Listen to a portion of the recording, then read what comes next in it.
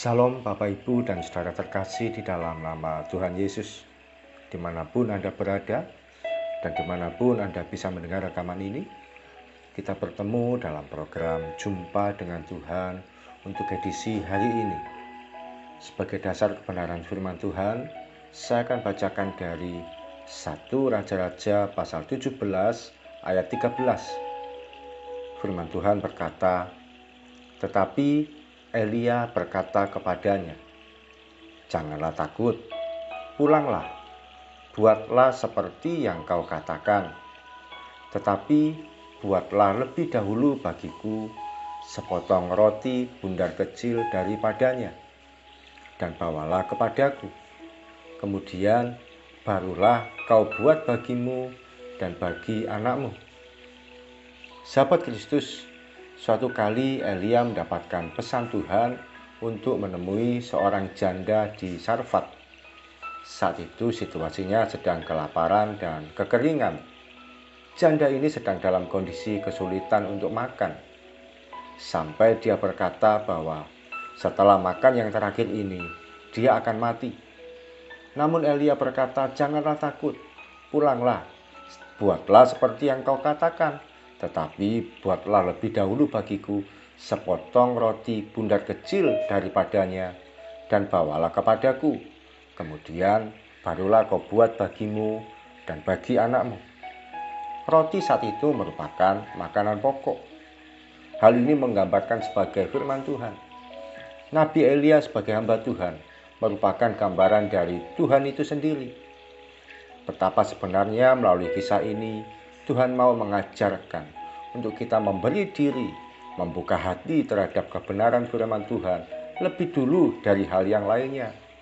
Tuhan mau untuk kita mendahulukan bertemu dengan Tuhan sebagai prioritas lebih utama dari melakukan aktivitas lainnya.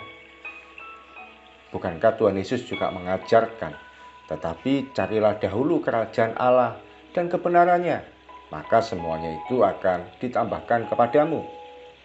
Prioritas hidup kita sesungguhnya adalah mengawali hari dengan Tuhan, memulai hari dengan firman Tuhan, mendahulukan Tuhan di atas kepentingan pribadi kita yang paling sibuk sekalipun. Namun betapa seringkali kita merasa bahwa kita ini sudah sibuk dan banyak yang dilakukan sejak pagi. Kita merasa punya alasan untuk tidak memulai hari dengan firman Tuhan.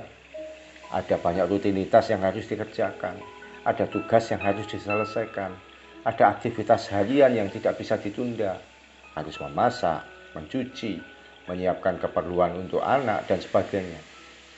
Kita pun punya alasan untuk berkata, "Nanti saja berdoanya." Buat apa pagi-pagi berdoa dan merenungkan firman Tuhan? Tidak ada waktu. Janda di Sarfat ini pun juga merasa bahwa makanan itu harus dia buat untuk dirinya dan anaknya. Penting sekali dia membuat roti ini, oleh karena bisa jadi ini makanan yang terakhir.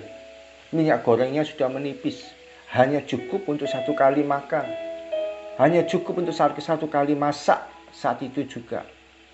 Setelah itu dia dan anaknya bersiap untuk mati. Namun Nabi Elia berkata, "Buatlah dahulu bagiku sepotong roti bundar kecil." Tidak perlu banyak-banyak, kecil saja yang Tuhan minta. Artinya, mulailah hari dengan Tuhan. Sekalipun yang kita bisa lakukan hanya berdoa dan merenungkan firman Tuhan 10-15 menit. Namun yang kecil dan sedikit itu bermanfaat bagi roh kita. Hal yang sedikit bisa kita kerjakan itu ternyata memiliki kontribusi besar bagi hidup kita sepanjang hari itu. Bisa jadi ketika kita sudah memulai hari dengan Tuhan, ada keputusan yang harus kita ambil, ada pertimbangan yang harus ditentukan hari itu, ada pilihan yang harus diselesaikan hari itu, ada kebutuhan yang harus disediakan hari itu. Namun ketika kita sudah mengawali hari dengan Tuhan, tiba-tiba saja ada jalan keluar, ada hikmat Tuhan yang mengalir, ada pertolongan Tuhan tak terduga, ada mujizat Tuhan yang disediakan, ada penyertaan Tuhan yang meluputkan kita dari bahaya. Sahabat Kristus, hidup memang tidak pernah mudah. Berbagai kesulitan bisa datang tak terduga. Namun percayalah, ketika kita mendahulukan Tuhan dalam hidup kita, kebaikannya akan disediakan bagi kita. Ketika janda di Sarfat ini taat untuk membuat roti bundar kecil bagi Elia, sejak saat itu tepung dalam tempayan dan minyak dalam buli-buli tidak habis-habisnya. Ketika minyak dituang, muncul lagi yang baru. Ketika tepung diambil, ada lagi yang baru tersedia. Mujizat Tuhan disediakan bagi setiap orang yang memberi diri untuk mendahulukan Tuhan dalam hidupnya. Mari kita datang pada Tuhan. Tuhan Yesus, terima kasih buat sharing firman Tuhan pagi hari ini. Kami percaya Tuhan, ketika kami mengutamakan Engkau, mendahulukan Engkau ya Tuhan dalam kehidupan kami, memulai hari dengan Engkau lebih dulu daripada kami menjalankan berbagai aktivitas yang lain. Kami percaya Tuhan, Kau menyediakan penyertaan yang luar biasa, menyediakan kebaikan yang tak terbatas, menyediakan mujizat yang tidak berhenti-berhentinya bagi kami. Dan kami percaya itu pasti disediakan bagi setiap kami. Ampuni kalau seringkali kami masih sibuk sendiri. Ampuni kalau seringkali kami merasa bahwa masih punya kepentingan yang harus didahulukan. Tapi mulai saat ini kami mau belajar untuk hidup mendahulukan Tuhan di dalam kehidupan pribadi kami. Terima kasih Tuhan Yesus.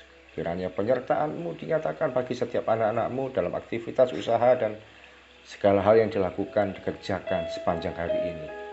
Di dalam nama Tuhan Yesus kami berdoa dan mengucap syukur. Amin.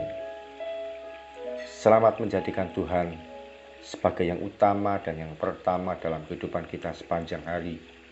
Maka percayalah, kebaikan Tuhan yang tak terbatas akan dinyatakan dalam kehidupan kita. Salam dari saya Ogi Raharjo dari Mitspa Ministry. Tetap setia sampai garis akhir. Tuhan Yesus memberkati.